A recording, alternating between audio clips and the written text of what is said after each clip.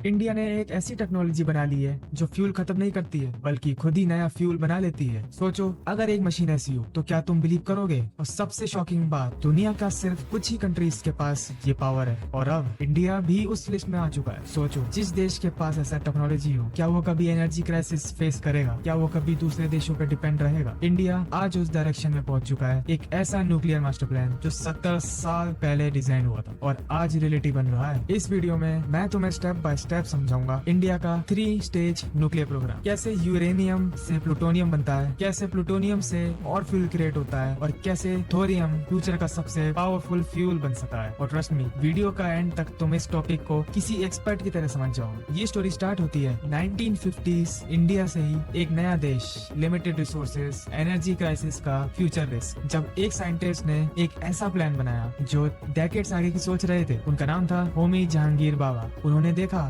India के पास uranium कम है लेकिन थोरियम बहुत ज्यादा है। और यहाँ उन्होंने एक जीनियस आइडिया दिया, अगर यूरेनियम कम है तो हम उसे मल्टीप्लाई करेंगे और फिर थोरियम को यूज करेंगे। और इसी से बना इंडिया का 3 स्टेज न्यूक्लियर प्रोग्राम। चलो अब पहले स्टेज 1 को समझते हैं। स्टेज 1 में इंडिया क्या करता है? रिएक्टर के अंदर एक फ्यूल रॉड होती है और इस फ्यूल रॉड में यूरेनियम होता है। लेकिन सिर्फ एक टाइप का यूरेनियम नहीं होता है बल्कि 2 टाइप के होते हैं। और एक होता है यूरेनियम 235 और दूसरा होता है यूरेनियम 238। अब यहाँ से एक्चुअल साइंस स्टार्ट होती है। जब रिएक्टर चालू होता है, एक छोटा सा पार्टिकल जिसे न्यूट्रॉन कहते हैं, वो यूरेनियम 235 के एटम से टकराता है। जैसे ही ये टकराता है, एटम टूट जाता है और फिर न्यूट्रॉन जा टकराता है दूसरे एटम से और ऐसे एक चेन रिएक्शन शुरू होता है। इस प्रोसेस को कहते हैं न्यूक्लियर फिजन। अब जब ये एटम टूटता है, 3 चीज होती है। पहली, एनर्जी रिलीज होती है, दूसरी, हीट जनरेट होती है और तीसरी, नए न्यूट्रॉन्स निकलते हैं। ये हीट पानी को स्टीम बनाती है और स्टीम टरबाइन घुमाता है और इलेक्ट्रिसिटी जनरेट होती है। ऐसा हर देश करता है। और ये तो सिंपल पार्ट था। अब असली ट्विस्ट समझो। जो यूरेनियम 238 होता है वो डायरेक्टली फिजन रिएक्शन नहीं करता है, लेकिन वो न्यूट्रॉन्स को अब्सॉर्ब करता है। जब न्यूट्रॉन्स अब्सॉर्ब होते हैं, वो धीरे धीरे ट्रांसफॉर्म होता है और फाइनली बन जाता है प्लूटोनियम 239। मतलब स्टेज 1 सिर्फ इलेक्ट्रिसिटी बना रहा था और स्टेज 2 के लिए फ्यूल भी बना रहा है। अब आता है स्टेज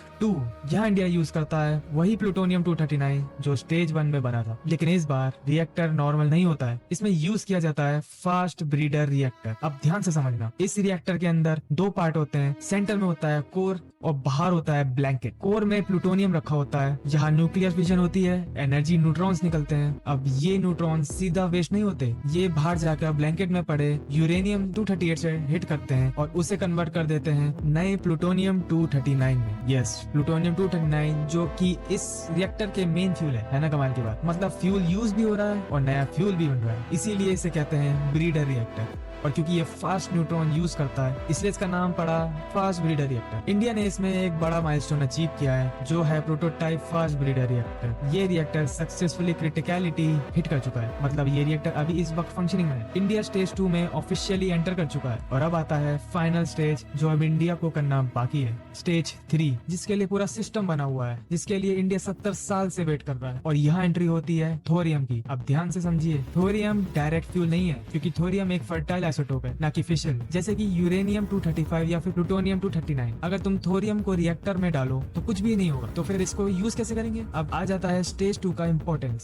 स्टेज 2 से प्लूटोनियम 239 प्रोड्यूस किया गया था, वही थोरियम को एक्टिवेट करेगा। प्रोसेस स्टेप बाय स्टेप होता है। Plutonium 239 as a main fuel जो कोर में होगा, उसके एटम ब्रेक होकर उसके न्यूट्रॉन्स थोरियम 232 को हिट करेंगे और थोरियम उसको अब्सॉर्ब कर लेगा। फिर वो थोरियम बनेगा और फिर डीके होकर वो फाइनली बन जाएगा, गेस व्हाट, यूरेनियम 233। अब ये यूरेनियम 233 क्या है? सेम प्रोसेस, न्यूक्लियर फिजन करेगा, एनर्जी और न्यूट्रॉन्स रिलीज होंगे और ये न्यूट्रॉन्स फिर और थोरियम को कन्वर्ट करेंगे यूरेनियम 233 में। मतलब सिस्टम खुद को सस्टेन करेगा, फ्यूल यूज भी होगा और नया फ्यूल भी बनेगा। इसे कहते हैं क्लोज्ड फ्यूल साइकिल। इंडिया के पास थोरियम 850,000 से 1 मिलियन टन यानी ग्लोबल रिजर्व का 25% मौजूद है। मतलब फ्यूचर का फ्यूल ऑलरेडी अवेलेबल है। अगर स्टेज 3 इम्प्लीमेंट हो गया, इंडिया बनेगा energy super power. India India ने स्टेज 2 अप्रैल 6, 2026 को अचीव किया कल्पकम तमिलनाडु में। एक 500 मेगावाट का prototype fast breeder reactor develop किया Indira Gandhi Centre for Atomic Research में और बिल्ड किया गया था भविनी